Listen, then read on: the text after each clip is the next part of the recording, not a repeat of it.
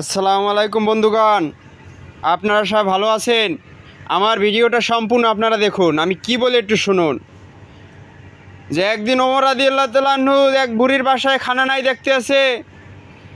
সে নিজে ঘাড়ে করে ওই বুড়ির বাসায় খানা দিয়ে আসছে। কারণ কি জানেন ভাই? তার সহকারী বলছে যে ওমর, আমার কাছে বস্তা দেন, আমার ঘাড়ে উঠাই দেন, আমি দিয়ে আসি। না, সে কথা শোনে নাই।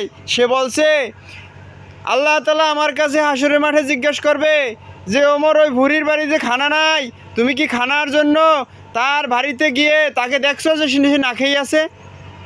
আমি তখন কি বলবো? এই ভয় রেখে সে নিজের ঘাড়ে করিয়া সে তার বাড়িতে খানা দিয়ে আসছে ভাই। আর আজকে আমাদের দেশের রাজনীতি, আমাদের দেশের দুর্নীতি, আমাদের দেশের যারা নেতা হয়ে বসে আছে তারা কি করতেছে ভাই? তারা ওই টেবিলে বসে কিভাবে গরিবের মাল নষ্ট করবে, কিভাবে টাকাগুলো বিদেশে পাচার করবে, কিভাবে সে এরকম মানুষের হক নষ্ট করবে, সে কিভাবে নিজের ব্যাংক ব্যালেন্স বাড়াবে, সেই চিন্তা ফিকি তাদের ভিতরে। আমি বলতে চাই এদেশে কোনো নির্বাচন হয় না। আমি বলতে চাই এদেশে কোনো কোরআন দৃষ্টি কোনো কথা চলে না। আমি বলতে চাই এদেশে কোনো কোরআন মোতাবেক কোনো কাজ হয় না। এদেশে নির্বাচন না। এদেশে যারা বলে নির্বাচন, আমি বলি এদেশটা নির্বাচন না। এদেশটা হলে জিয়া শত্রুর দেশ, এদেশটা সন্ত্রাসের দেশ। এদেশে কোনো নির্বাচন হয় না। যদি নির্বাচন আপনারা চান, কোরআন দৃষ্টি চান, কোরআনে আল্লাহ তাআলা যেভাবে বলছে ওইভাবে নির্বাচন করুন। আপনারা ওই ক্ষমতার চেয়ারে বসে টেবিলের তলে হাত রেখে কলমের খোঁচায় আপনারা হাজার হাজার কোটি টাকা জনগণের কাছ থেকে নিয়ে বিদেশে পাচার করছেন, বড় বড় বিল্ডিং করছেন। এগুলো করবেন না। আল্লাহ তাআলা আপনাদের কাছ থেকে একদিন হিসাব নেবে। হে বান্দা, তোরে আমি ক্ষমতার চেয়ারে বসাইছিলাম, তুই আমার হকগুলো পুরো করিস নাই। আমার ক্ষমতা, আমার হুকুমতে তুই ক্ষমতা চালাস নাই। একটা গরিব অসহায় মানুষ রাস্তার পাশে বসে আছে, তার খেয়াল তোরা নিস নাই।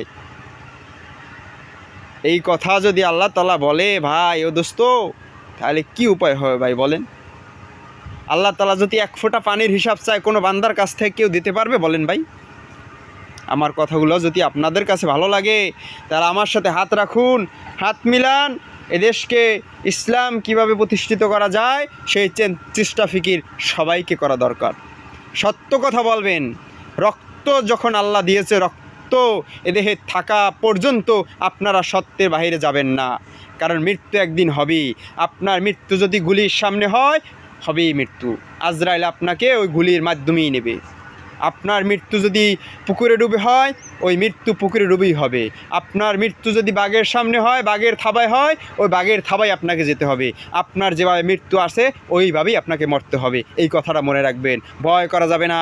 একমাত্র ভয় করতে হবে আল্লাহকে, আর সত্য কথা বলতে হবে। দেশকে আমরা গড়ে তুলতে চাই, এদেশের মানুষ যেন সুখে শান্তিতে দুবেলা দুমুঠো ভাত খাইতে পারে, আর এদেশের মানুষ যেন সব আইন কোরআন মোতাবেক পায়। এ দেশটাকে যেন আমরা কোরআন দৃষ্টি চালাইতে পারি, সেই চেষ্টা ফিকির করেন। আল্লাহ তাআলার কাছে দোয়া করেন, হে আল্লাহ, এ দেশকে তুমি কোরআন মোতাবেক চালার তৌফিক দাও। আমার কথাগুলো যদি ভালো লাগে, মানুষের কাছে শেয়ার করে, কপিলিং করে মানুষের কাছে পৌঁছে দিন।